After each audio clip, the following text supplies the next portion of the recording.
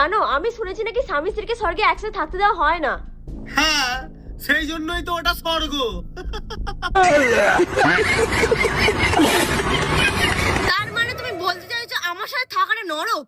না না না, নেভার নেভার, আমি ওটা বলতেই চাইনি।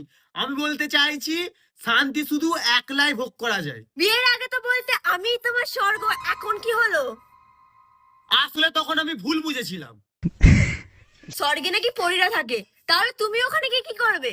আমি শুধু দূরে দাঁড়িয়ে তাদের সাথে তোমার তুলনা করে হাসবো। কেন? আমার চেয়ে তারা সুন্দরী হয় বলে? না, তারা তোমার মতো ঝগড়া করতে পারে না দেখে মায়ায় হাসবো।